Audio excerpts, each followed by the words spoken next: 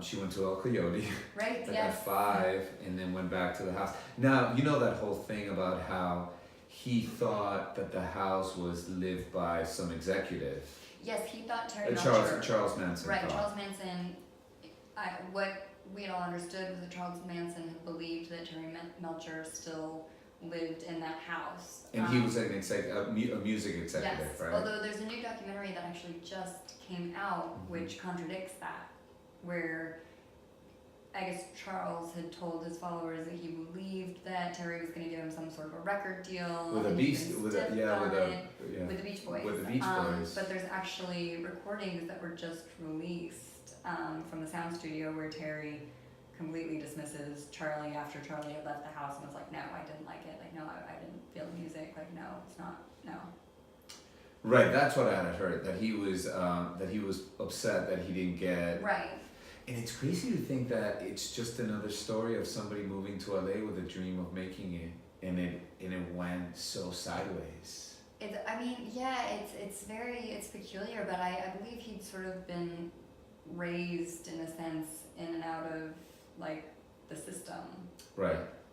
And I know there was one documentary that said that he actually didn't want to get released, but then when he was at that time, it was sort of the movement of like the hippie movement and Summer of Love and all these things, and so it was a new era, so he sort of reinvented himself, and then he found all these young women that he could manipulate to follow him. Right.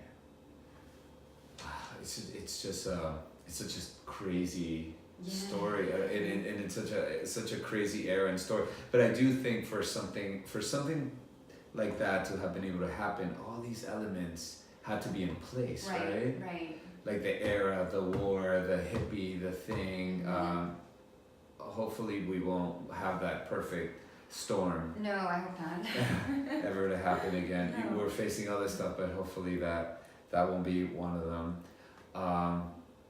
You're such a delight. I know. Okay, see, I got it out of my system. You gave it. One quick last thing. Quick last thing. Okay. What's happening?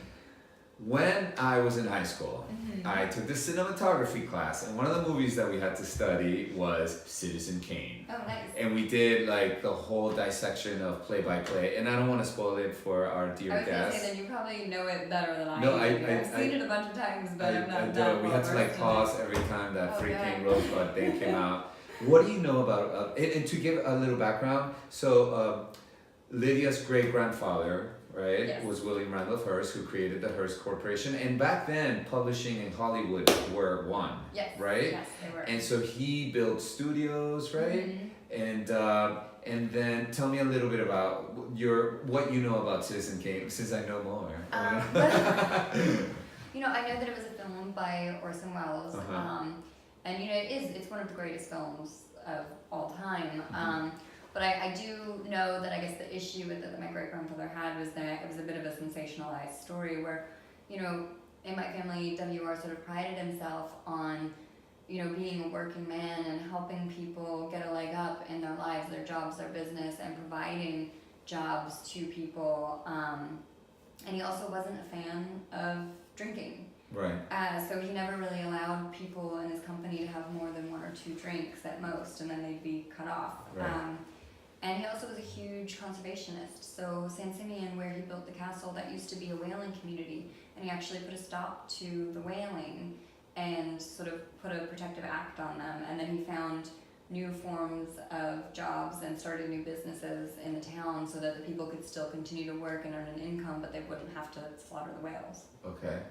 So I think his issue was that, you know, the man in Citizen Kane was sort of angry and not happy all the time, and was, in a sense, taking jobs from people where he really dedicated his life to providing opportunities to anyone and everyone that he could.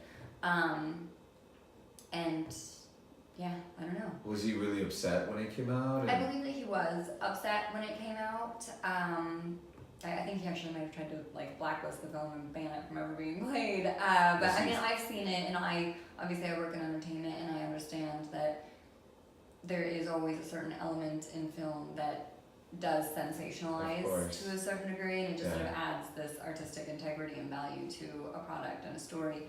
So he may have overreacted back then. but Well, you know, he had a little bit of power. you know. It's in the past, in the way past. You know, trivia for you, if you're ever up for it, there's a really fascinating interview on YouTube with Donald Trump, believe it or not, and he does a whole play-by-play comparison to Citizen Kane and himself, and it actually sounds pretty normal. He brings him some. It doesn't seem narcissistic. It actually seems very authentic, and it's I can't remember the guy. It's a huge interviewer. It was that interviewer guy that had the style that he would yell the questions. So Donald Trump will be talking. He's like, "I asked you if we can do this," and he's like, "Okay, got it." But it's really